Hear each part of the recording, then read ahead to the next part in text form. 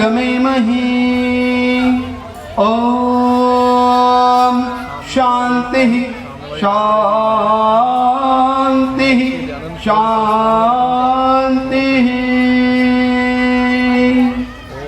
ओम। और सारे कार्य तो चलते रहेंगे। आर्य समाज इस समय लिखना पड़ेगा जो BHL के सभी सदस्यगण, आर्य प्रतिनिधि सभा उत्तराखंड के सभी सदस्यगण, वो ढीला पड़ गया। मंच पर उपस्थित श्रद्धेय आचार्य अनुज शास्त्री जी, आचार्य योगेश शास्त्री जी और माता बहनों, बोलेंगे तो छापेंगे। बहुत बढ़िया। आप सब आर्य समाज में उपस्थित हुए हैं वार्षिक उत्सव पर। प्रभावी रूप से करेंगे। आप देखेंगे कि किसी कार्यक्रम की रूपरेखा बनाने के लिए व्यक्ति को किस प्रकार से उसे एक अच्छे रूप में देने के लिए कितनी मेहनत करनी पड़ती है, और ऐसे ही व्यक्ति का निर्माण करना होता है। वहां भी उस माता पिता की जो भूमिका है, वो भूमिका भी अद्भुत है।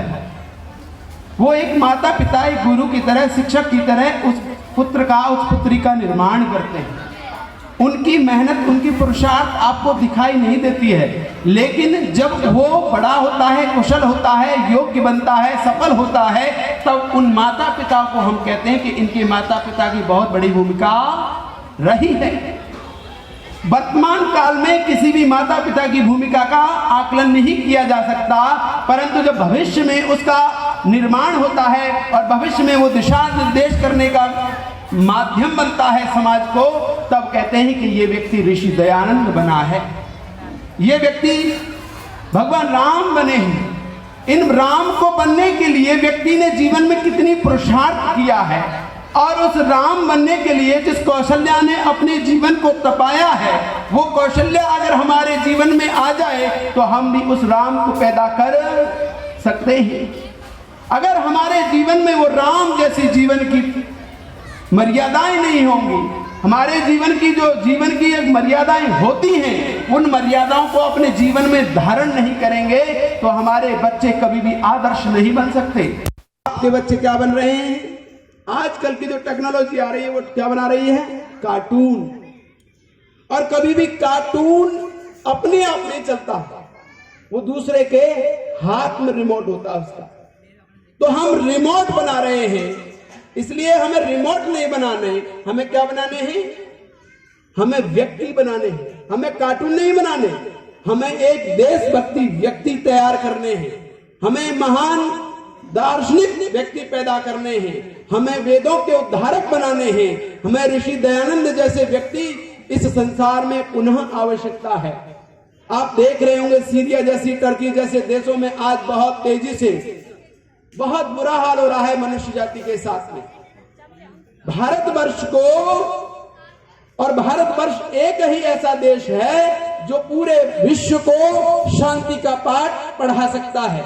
और मैं कल परसों जब ये न्यूज देख रहा था, टर्की का युद्ध जो चल रहा है, उसके साथ में जो ये भाव आ रहे हैं कि वो व्यक्ति केवल अपनी परंपरा को बढ़ाने का काम कर रहे हैं।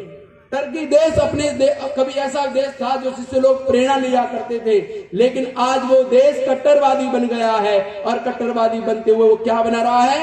मस्जिदों का निर्माण कर रहा है, पशुओं का निर्माण कर रहा है, मनुष्य नहीं बन रहे। हमारा वेद कहता है मनुर्भव, मनुष्य बनो, क्योंकि मनुष्य ही मनुष्य की आत्मा को समझ सकता है, मनुष्य ही मनुष्य के हृदय को समझ सकता है, मनुष्य ही मनुष्य की संवेदनाओं को समझ सकता है। इसलिए आवश्यक है कि हम मनुष्य पैदा करें, इसलिए आवश्यक है कि हम अपने बच्चों को ऐसा निर्माण कराएं जिससे आपके समाज का, आपके समाज के अंदर जो चल रही कुरीतियां हैं उन्हें दूर कर सके। आर्य समाज की बहुत बड़ी भूमिका इस भारत देश के अंदर रही है।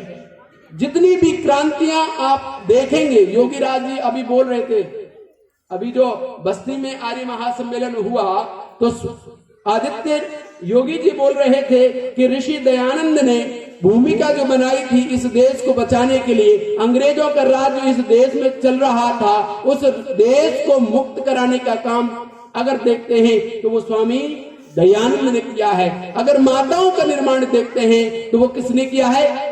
ऋषि दयानंद किया है। अगर बच्चों का निर्माण करने का, पाठशालाओं का निर्माण करने का काम किसी ने दिया है तो वो केवल और केवल ऋषि दयानंद के अलावा किसी व्यक्ति ने नहीं दिया है। उस परंपरा को निर्माण तो बाद में किया, चलते चले गए। आप देखेंगे बिस्मिल जैसे व्यक्ति ने अपने जीवन के सर्वस्व को लुटा दिया और इस देश को आजाद कराया। और हम अपने देश के लिए कितना समय दे रहे हैं, हम अपने बच्चों के लिए कितना समय दे रहे हैं, हम अपने समाज के लिए कितना समय दे रहे हैं। आवश्यकता है उस बच्चों को बचाने की, आवश्यकता है उन बच्चों का निर्माण करने की, आवश्यकता है अपने गांव को बचाने की, आवश्यकता है अपने शहर को बचाने की, आवश्यकता है अपनी माओं के निर्माण की, आवश्यकता है अपने पिताओं के सृजन की। अगर हम उनका निर्माण कर पाए तो इस देश की हम उस प्रबुद्धता को, उस बुद्धिमत्ता को बचा पाएंगे। अन्यथा ये देश बचने वाला नहीं है। लेकिन वो देश बचने की स्थिति में आ गया है क्योंकि माओ ने अपनी भूमिका निभाना शुरू कर दिया है,